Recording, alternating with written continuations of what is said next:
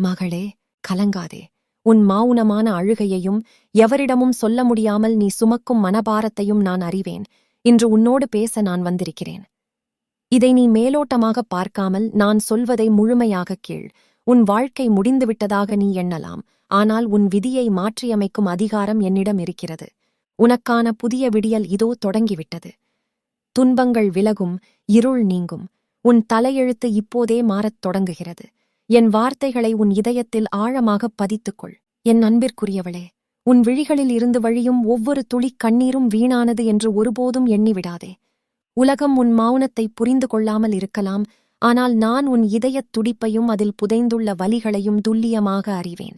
நீ எத்தனையோ இரவுகளில் தனிமையில் அழுது, எனக்கு ஏன் இந்தச் சோதனை, நான் என்ன தவறு செய்தேன் என்று என்னிடம் கேட்ட கேள்விகள் ஒவ்வொன்றும் என் காதுகளை வந்தடைந்து விட்டன.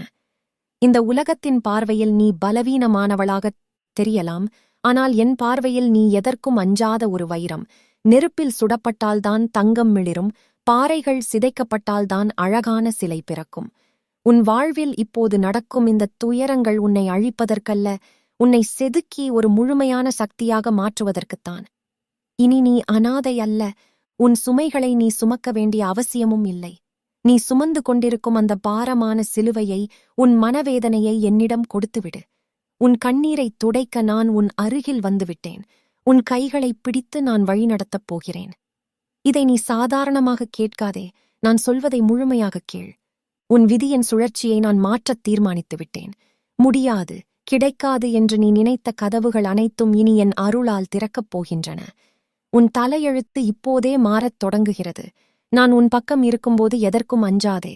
உன் துயரங்கள் யாவும் பனியைப் போல என் ஒளியின் முன் மறையும். அமைதியாக இரு, எல்லாம் நன்மையாகவே நடக்கும்.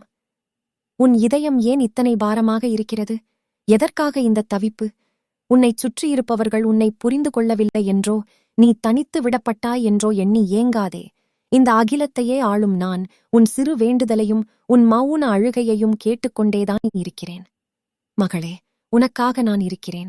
நீ கீழே விழும்போதெல்லாம் உன்னை தாங்கிக் கொள்ள என் கரங்கள் எப்போதும் விரிந்தே இருக்கின்றன. நீ செல்லும் பாதையில் முட்கள் இருக்கலாம், ஆனால் அந்த முட்கள் உன் பாதத்தை புண்படுத்தாமல் நான் தடுத்துக் கொண்டிருக்கிறேன். நீ சுமக்கும் சுமைகளை என்னிடம் இறக்கி வைத்துவிடு. என்னால் முடியவில்லையே என்று நீ சோர்ந்து போகும்போது உன்னை தூக்கிச் சுமக்க உன் தகப்பனாகிய நான் தயார் நிலையில் இருக்கிறேன். உலகம் உன்னை நிராகரிக்கலாம், ஆனால் நான் உன்னை ஒருபோதும் கைவிட மாட்டேன். உன் கடந்த கால வலிகள் அனைத்தும் பனி விலகுவது போல மறைந்துவிடும். உன் கண்ணீரைத் துடைக்க நான் வந்திருக்கிறேன் என்பதை ஆழமாக நம்பு. உனக்குத் தேவையான அனைத்தும் சரியான நேரத்தில் உன்னை வந்து சேரும். இதை நான் மீண்டும் சொல்கிறேன், நான் சொல்வதை முழுமையாகக் கேள். உன் மனதிற்குள் இருக்கும் பயத்தை வேரோடு பிடுங்கி எறிந்துவிடு. இருண்ட மேகங்களுக்குப் பின்னால் ஒளிந்திருக்கும் சூரியனைப் போல உன் மகிழ்ச்சியும் விரைவில் வெளிப்படும். நான் இருக்கும்போது உனக்கு ஏது கவலை? கலங்காதே மகளே, நான் உன்னோடு இருக்கிறேன். இனி வரும் காலம் உன் வசந்த காலம். உன் மனதிற்குள் எழும் தவிப்பை நான் உணர்கிறேன். எவ்வளவு காலம்தான் நான் பொறுமையாக இருப்பது? எப்போது என் கஷ்டங்கள் தீரும் என்று உன் உள்ளம் துடிப்பதை நான் பார்க்கிறேன். ஆனால் மகளே, அவசரப்படாதே. காலத்தின் கையில் சில ரகசியங்கள் உண்டு, அவை சரியான நேரத்தில் மட்டுமே மலரும். நீ இப்போது கடந்து கொண்டிருக்கும் இந்த அமைதியான வலிகள் நிறைந்த காலம் என்பது நீ அழிந்து போவதற்காக அல்ல, நீ உருவாவதற்கான காலம். பொறுமையாக இரு மகளே, நான் சொல்வதை முழுமையாகக் கேள். அவசரப்பட்டு எடுக்கும் முடிவுகளும் ஆதங்கப்பட்டு சிந்தும் கண்ணீரும் உன் இலக்கை மாற்றாது.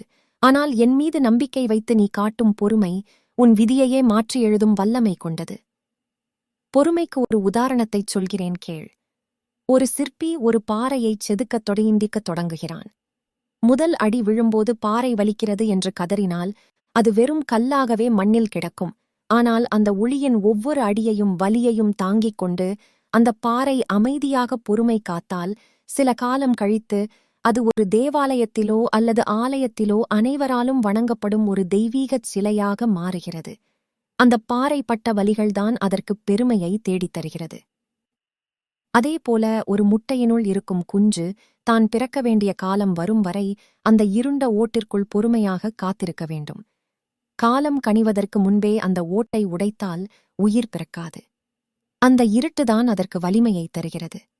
மகளே, நீயும் இப்போது அந்தச் செதுக்கப்படும் பாறையைப் போலவும் அந்த முட்டைக்குள் இருக்கும் உயிரைப் போலவும் இருக்கிறாய். உன் வாழ்வில் இப்போது நடக்கும் போராட்டங்கள் உன்னை ஒரு வலிமையான மனுஷியாக மாற்றிக் கொண்டிருக்கின்றன. நீ காட்டும் ஒவ்வொரு நிமிடம் பொறுமைக்கும் நான் உனக்கு 1000 மடங்கு நன்மைகளை திருப்பித் தருவேன். இதை ஒரு சாதாரண அறிவுரையாக எண்ணாதே. உன் தலையெழுத்து இப்போதே மாறத் தொடங்குகிறது. உன் பொறுமைக்கான பலன் உன் வாசலில் வந்து நிற்கும் நாள் வெகு தொலைவில் இல்லை. அதுவரை என் நாமத்தைச் சொல்லி அமைதியாக இரு. நான் உன்னை கைவிட மாட்டேன். கலங்காதே. உன் காத்திருப்புக்கு ஒரு உன்னதமான அர்த்தம் உண்டு. உன் எதிரிகள் உன் முன்னே மண்டியிடுவார்கள். என் அன்பு மகளே, உன்னைச் சுற்றியிருப்பவர்களின் வஞ்சகமான பார்வைகளும் உன்னைப் பற்றி பேசப்படும் பொய்களும் உனக்கு எதிராக விரிக்கப்படும் வலைகளும் உன் மனதை வதைப்பதை நான் காண்கிறேன்.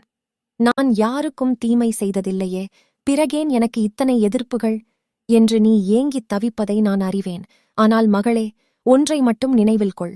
ஆழமான வேரூன்றிய மரத்தைத்தான் பலமான காற்று அசைத்துப் பார்க்கும். நீ ஒரு ஆலமரம், உன்னைச் சாய்க்க எவராலும் முடியாது. உனக்கு எதிராக யார் சூழ்ச்சி செய்தாலும், யார் உன்னை பின்னால் நின்று ஏளனம் செய்தாலும், அவர்கள் அனைவரும் என் முன்னால் வெறும் தூசிகள் என்பதை மறந்துவிடாதே. அவர்கள் உன்னை வீழ்த்த நினைக்கலாம், ஆனால் உன்னை பாதுகாக்கும் கவசம் நானாக இருக்கும்போது எந்த அம்பு உன்னை தைக்கும்? உனக்கு எதிராக எழும் ஒவ்வொரு சொல்லும் செயலும் உன்னை இன்னும் வலிமையாக்கவே உதவும். இதை நான் சொல்வதை முழுமையாகக் கேள். உன்னை பலவீனமானவள் என்று நினைப்பவர்கள் உன் வளர்ச்சியை பார்த்து வியக்கும் நாள் வெகு தொலைவில் இல்லை. உன்னை துரோகத்தால் வீழ்த்த நினைத்தவர்கள் உன் முன்னே வந்து உதவிக்காக கையேந்தும் நிலையை நான் உருவாக்குவேன். நான் உன் பக்கம் இருக்கும்போது எதற்கும் அஞ்சாதே. உன் எதிரிகள் உனக்குச் செய்யும் ஒவ்வொரு தீமையும் உனக்கான நன்மையாகவே மாறும். ஒரு சிறு உதாரணத்தைச் சொல்கிறேன். ஒரு தாமரை மலர் சேற்றில்தான் பிறக்கிறது. அந்தச் சேறு அழுக்கானது என்று தாமரை வருந்துவதில்லை. அந்தச் சேற்றையே உரமாக்கிக் கொண்டு அழகாக மலர்ந்து என் பாதங்களை வந்தடைகிறது. உன்னைச் சுற்றியுள்ள தீய மனிதர்களும் சூழ்நிலைகளும் அந்தச் சேற்றை போன்றவர்கள். நீயோ அந்தத் தாமரை. அவர்கள் உன்னை எவ்வளவு அமுக்கினாலும் நீ மேலெழும்பி பிரகாசிப்பாய். மகளே, உன் பழிவாங்கும் எண்ணத்தை என்னிடம் விட்டுவிடு. உனக்காக நான் வாதாடுவேன். உன் மௌனம்தான் உனது மிகப்பெரிய ஆயுதம். அந்த மௌனத்திற்குள் நான் குடியிருக்கிறேன்.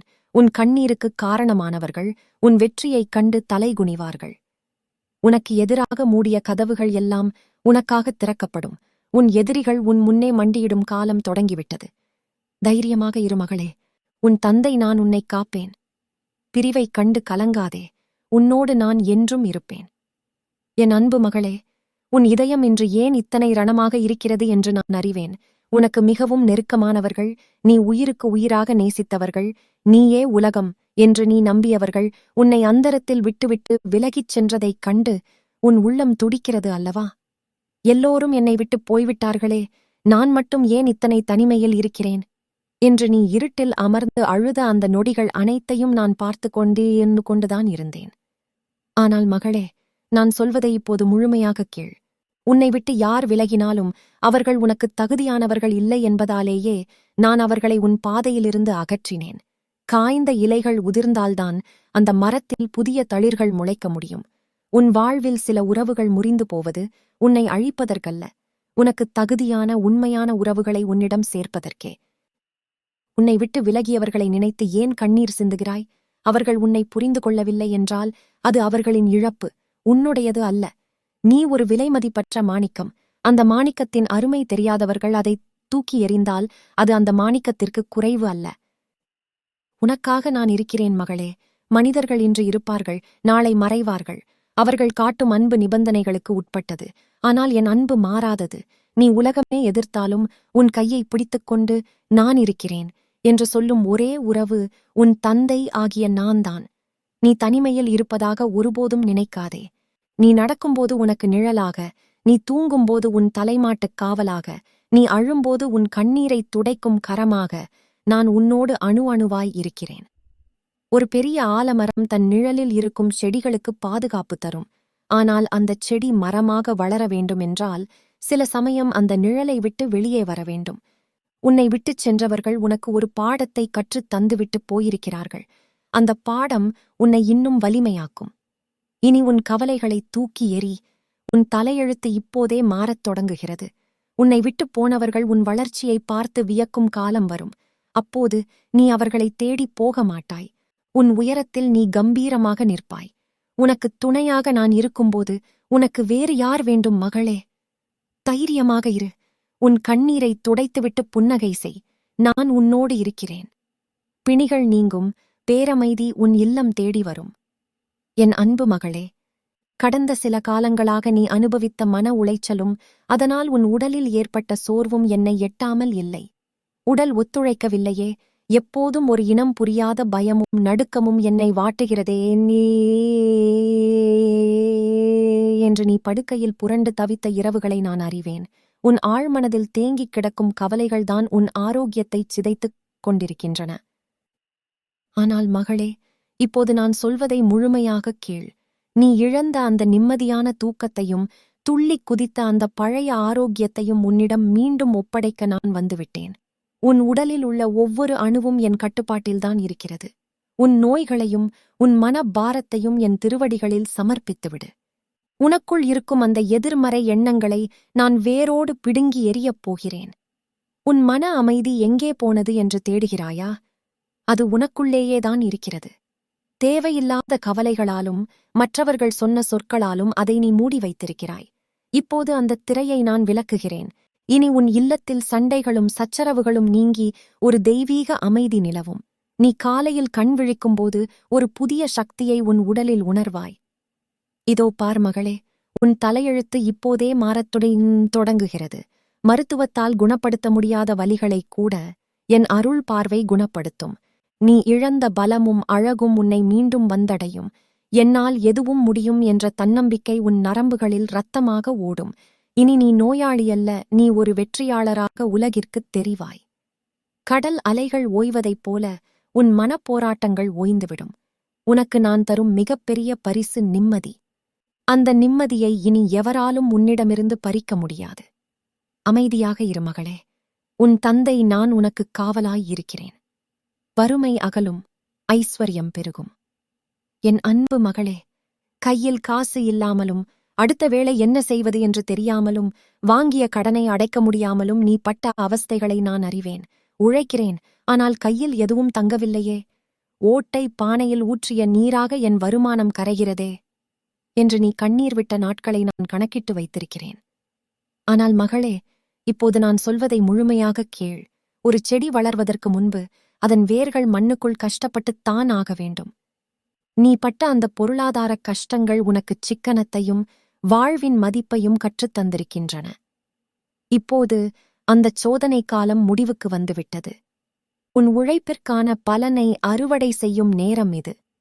உன் கைகளில் செல்வம் புரளும் காலம் தொடங்கிவிட்டது. இதுவரை உன்னை தடுத்திருந்த தடைகள் அனைத்தும் உடைக்கப்படுகின்றன. உனக்கு வரவேண்டிய பணம் வந்து சேரும். உன் கடன் சுமைகள் மாயமாய் மறையும். நீ பிறரிடம் கையேந்திய நிலை மாறி நீ மற்றவர்களுக்கு கொடுக்கும் நிலைக்கு உன்னை நான் உயர்த்தப் போகிறேன். இதோ பார் மகளே, உன் தலையெழுத்து இப்போதே மாறத் தொடங்குகிறது. ஒரு காய்ந்த நிலத்தில் மழை பெய்தால் எப்படி பசுமை திரும்புமோ அப்படி உன் பொருளாதார நிலையில் ஒரு பெரிய மாற்றம் ஏற்படும். நீ தொட்டதெல்லாம் துலங்கும். உன் முயற்சிகள் அனைத்தும் லாபத்தை கொடுக்கும். உன் வீட்டின் மூலைகளில் வறுமை ஒழிந்து மகிழ்ச்சியும் செல்வமும் குடியேறும்.